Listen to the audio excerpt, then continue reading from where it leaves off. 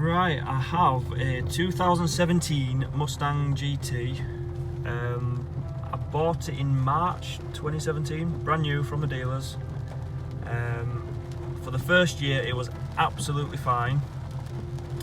After the first oil change at Ford from the same dealer that I bought it from, which were around about 7,000 miles, it developed a ticking noise, or the barbecue tick, or the typewriter tick, whatever you want to call it. Basically, my car is modified, so I've got a Lund N-gauge. I had a D-cap, so capless headers, and also the Steeder cold air intake. Anyway, when it started ticking, I took it into Ford for them to diagnose it, and they basically said, yeah, we can hear the ticking, we'll put in a request for a new engine. To which Ford UK said, no, the vehicle's modified, we are not going to change the engine. So that's why I'm on 12,000 now, because it's been going on for so long. This happened, back in like June, something like that. What happened from them was I sent emails backwards and forwards to the chairman of Ford, the director, all the service managers you can think of, and basically no one's interested. After a bit of YouTube research and forums and internet and whatever, it is a massive issue. A lot of people know about it, as you probably know if you're watching this, and no one really seems to know why. It's definitely a manufacturing issue. Ford are blaming the remap for the issue, which is a load of shit, because it's nothing to do with the remap at all. When Ford declined the warranty, I then had to get the car back, obviously still ticking. I asked them to put some 5W30 oil in rather than 5W20, which you're supposed to have, just to try and thicken it up, to try and help with the ticking. That didn't do nothing, it still ticked as loud as ever. And then I had to take it into my own hands and basically get my own advanced mechanical engineer to inspect the car, because Ford wasn't interested. So what I did was, I basically paid this guy who's like, a member of the advanced automotive, whatever you want to call it. He's got loads of letters after his name and all that. So I paid him a hell of a lot of money to have a look at the car, take the engine to pieces, blah blah blah. Ford said it was excessive movement on the end bearings, which he got a feeler gauge and measured all the tolerances, blah, blah, and he said it was within tolerance, so it's not the big end bearings that have gone, so they're within tolerance, which is, I think it's 0.5 millimeters or something. So he proved Ford misdiagnosed the issue. So if they misdiagnosed it, how can they blame the end gauge issue? I then got the report off the advanced automotive engineer, sent it to my service manager. He had a look at it, read it through, and blah blah blah. He spoke to customer relations centre. They said no, they're going to decline it. Even the service manager were kind of helping my case. He was saying, oh well, you haven't proven what's caused it, you haven't proven it's the remap, blah blah blah, which I haven't, because it's not, because there is thousands of people out there with the same issue. I think it's more so on the 18s, but there's still quite a lot on the 15s, but it's been happening since 2012 with the older Mustangs, still with a 5.0. Anyway, cut a long story short, Ford aren't interested in helping me, and this is the actual noise. Excuse the British weather, but I'm sure you can still hear it.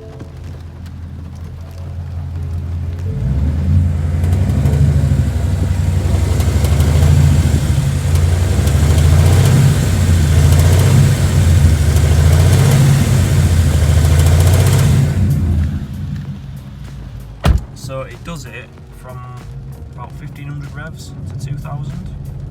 That's kind of the sweet spot. You can't hear it now because of the rain and the windows closed, but yeah. So yeah, I've been doing a lot of research on the internet about this. Obviously I've had the engine in bits and everything. I've had all sorts of experts looking at it. No one's found the specific cause.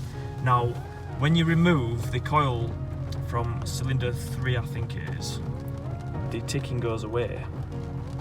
So something to do with that specific cylinder is causing the issue. Not sure why, don't know. I'm not a mechanic myself, I'm not mechanically minded or anything like that. I know a little bit, but not much. Now, people have said to buy some Ceratec and basically dump that into your oil, and the ticking should instantly stop. So that's exactly what I'm going to do. I'm going to dump it in and see what happens. But Ford aren't willing to help me, so I'm just going to have to try this because it's all I've got left, and I'm not going to spend another £10,000 on a new engine for a car that's only got 12,000 miles. Bearing in mind it started at 7,000, so we'll see what happens. So I'll wait until the weather gets a little bit better because I'm not going to do it nice, but hopefully it fixes it. And if it doesn't, well, we tried. And there's also been a few people that have said, including Ford, that the ticking doesn't actually affect the engine in any way. I mean, the car still drives fine, it just sounds like a bag of nails. So it shouldn't cause any damage. Now, saying that, when we first took the oil pan off, there was a little bit of, you know, shiny metal residue, which didn't fill me with confidence, but whatever. So according to Ford, including, you know, Ford US, whatever, they're all saying it's just a characteristic of the engine. Now, if it was a characteristic of the engine, it would happen on every single Mustang that's ever made. Well, it doesn't, does it? It's, you know, maybe, I don't know, a handful out of 100, I guess, or whatever, but it's shit. I mean, come on, Ford.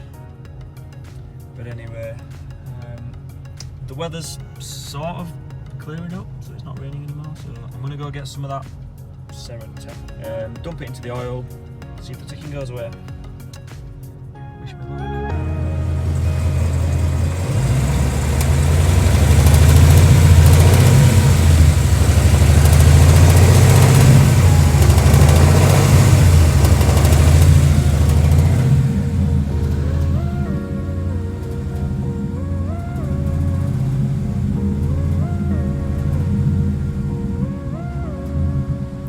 Sounds absolutely spotless on idle. But as soon as you get to about 15 or thereabouts,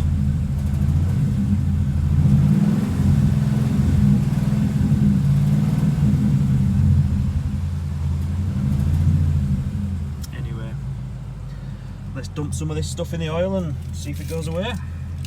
Right, so this is the stuff that I got. Ceratec, well, liqui moly Ceratec, made in Germany, and it says in English, reduces the friction and wear in engines and transmissions, blah blah blah blah blah blah, prevents metal to metal contact. So that's the key thing that we need. Smooth metal parts.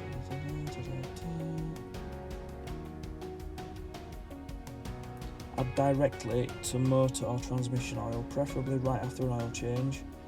Well, I mean, I've had an oil change recently anyway, so hence when we put the 5W30 in. So that's good. 300 millilitres will treat 5 litres of oil. Continue to maintain oil changing as described. Shake well before use. Right, so you get 300 millilitres.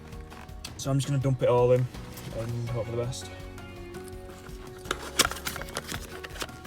Hope to God it works. I mean, I didn't really want to do this because it's just masking a problem, I think, but if Ford won't help me, where else can I go with this? So that's the bottle.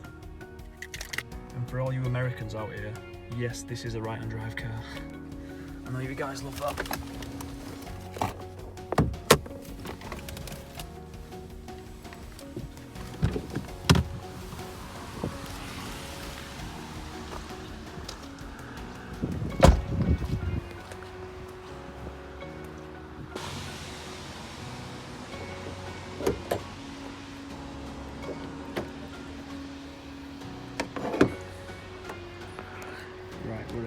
And I did actually remove the steer intake for when Ford had it, just to keep them happy, but it didn't work, so whatever.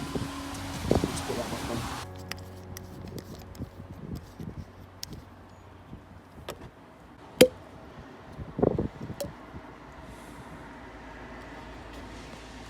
Right, so I've got my Ceratec stuff there. It absolutely stinks, whatever it is. You don't want to make a mess. So just remove the oil cap.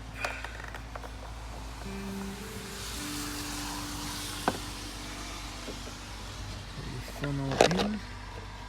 This is nothing worse than getting oil stuck down there.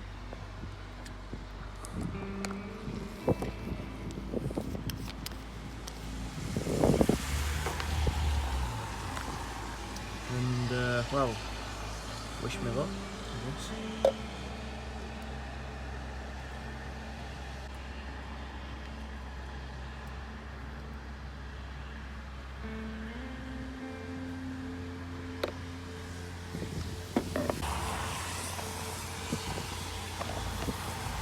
Horrible looking stuff. Ooh. Right.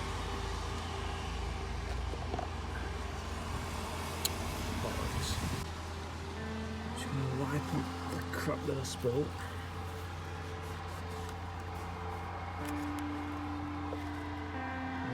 Put your cap back on, and let's hope for the best. Right, and I'm done.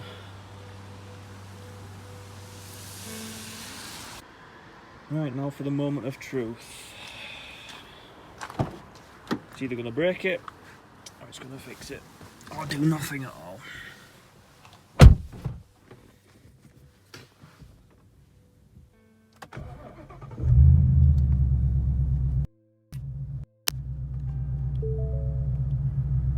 Just give it a few minutes to circulate around the engine, and I'll report back. Right, so it's now been a couple of minutes since I put the Ceratec in the engine. Let's have a listen and see what's happened. Shut up a minute.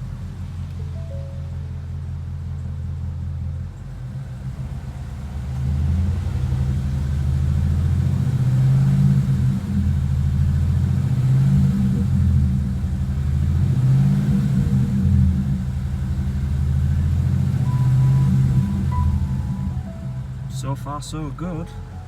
Let's have a look on the engine.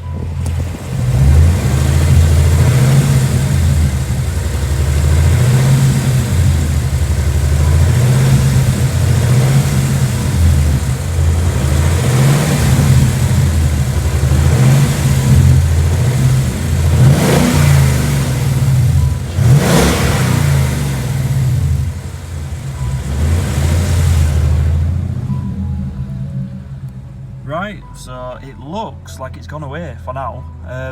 No matter what I do, I mean, as you heard before, it was literally between there and there. If I just dance the needle around that particular revs, it'd start ticking, but it sounds perfect.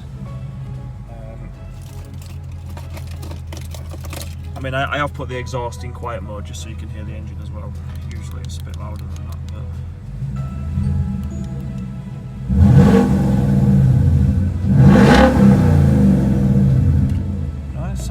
sweet as a nut.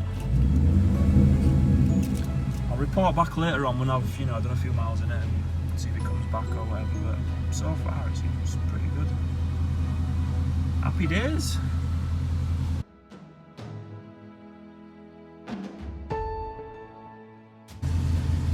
Right, so thanks to Ceratec, the ticking has completely gone. Now, I don't know whether it's just masking a problem or I don't think it's actually fixed anything. Whether the damage has already been done, I don't actually know. But until the engine breaks, I'm not going to spend £10,000 on a new engine just because I've got that. So for now, we'll see how it goes and go from there. But as you can hear,